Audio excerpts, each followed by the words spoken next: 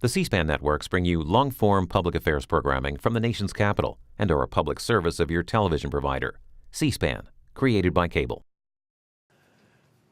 So for those of you who are keeping score at home, you've seen the kind of fulsome debate that goes on every day here at this commission and gets resolved by the democratic process of taking a vote.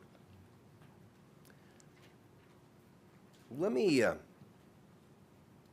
start the process towards that vote by thanking the nearly 4 million people who participated in this proceeding.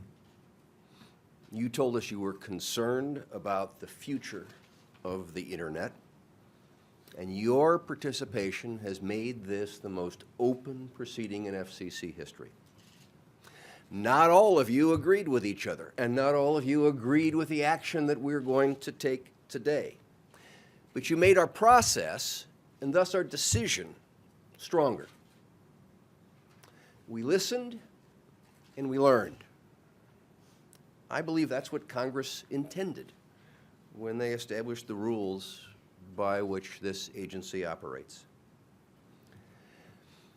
Those 4 million comments also illustrate the importance of an open and unfettered network and the role it plays as a core of free expression and democratic principles. While some other countries try to control the internet, the action that we take today is an irrefutable reflection of the principle that no one, whether government or corporate, should control free and open access to the internet.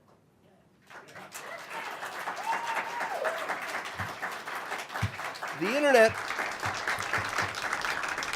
internet is the most powerful and pervasive platform on the planet. It's simply too important to be left without rules and without a referee on the field. Think about it. The internet has replaced the functions of the telephone and the post office. The internet has redefined commerce and entertainment. And as the outpouring from 4 million Americans has demonstrated, the internet is the ultimate vehicle for free expression. The internet is simply too important to allow broadband providers to be the ones making the rules.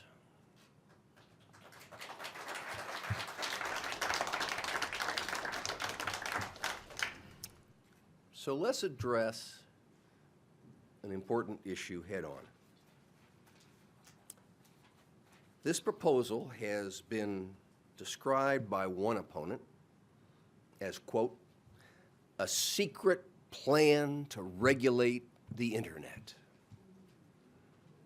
Nonsense.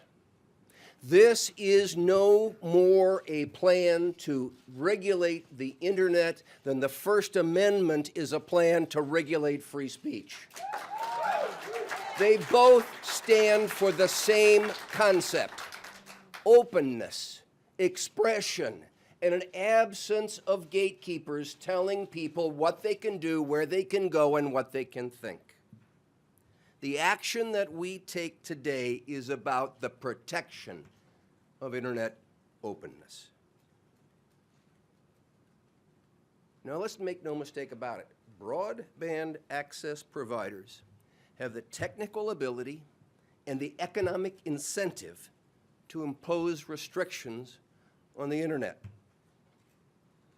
As the D.C. Circuit said in its decision remanding this matter to us, quote, broadband providers represent a threat to internet openness and could act in ways that would ultimately inhibit the speed and extent of future broadband deployment, unquote. But today, a majority of this commission establishes that will not come to pass. Today is a red letter day. for internet freedom, for consumers who want to use the internet on their terms, for innovators who want to reach consumers without the control of gatekeepers, for a future in which there are rules to protect the internet and its users. But importantly, today is also a day that gives network operators what they require if they're to continue to expand broadband service and competition. The rules for a fair and open internet are not old-style utility regulation, but a 21st century set of rules for a 21st century service. Rate regulation, tariffing, and forced unbundling have been superseded by a modernized regulatory approach that has already been demonstrated to work in encouraging investment in wireless voice networks.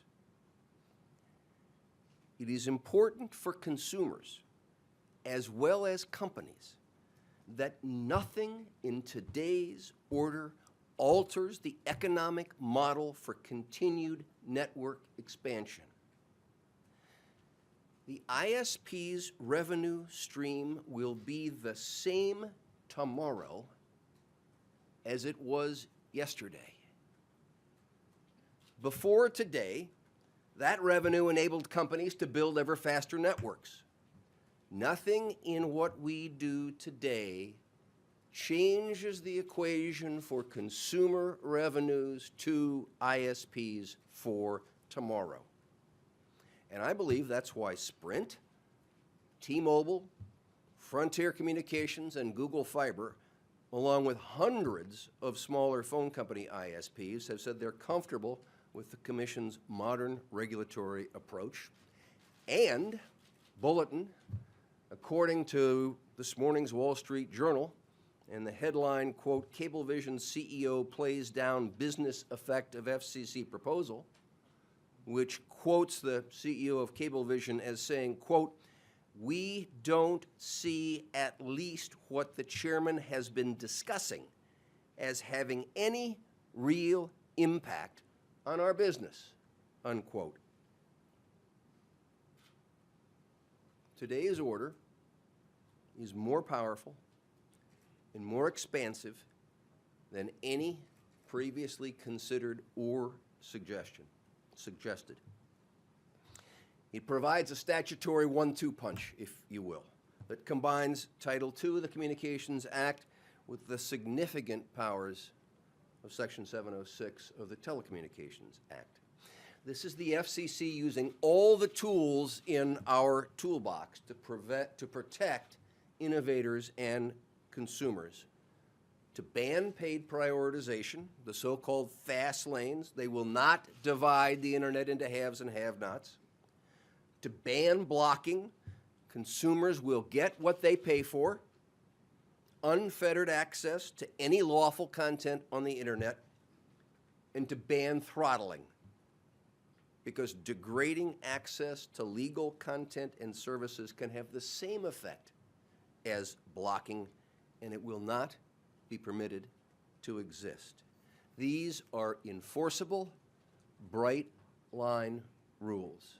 They will allow consumers to go wherever they want, when they want. They will also protect the rights of innovators to introduce new products without asking anyone's permission. The order also includes a general conduct rule that can be used to stop new and novel threats to the internet. Any action must not unreasonably interfere with or unreasonably disadvantage the ability of consumers and content providers to use the internet. There's one thing we can all agree on up here, I'm sure, and that is that we cannot possibly imagine what's going to happen next on the internet. We want to encourage that kind of innovation by making sure that there are ground rules. Those ground rules are in place. Everybody knows what's expected. And for the first time, those ground rules will apply to both wired and wireless access to the network. Mobile networks account for the vast majority of internet access. Mobile is a critical pathway, and it must be open and fair. Today's order also, for the first time, asserts jurisdiction over the connections by which ISPs plug into the internet. And the core principle there is the same as elsewhere. The internet must remain open. We will protect the values of an open internet, both in the last mile as well as at the point of interconnection. So let me close where I began, with a shout out to 4 million Americans who took their time to share with us their views. Today, history is being made by a majority of this commission as we vote for a fast, fair, and open internet. And with that, I will call for the yeas and nays. All in favor, say aye. Aye. Aye. Opposed? No. The ayes have it. The item is carried.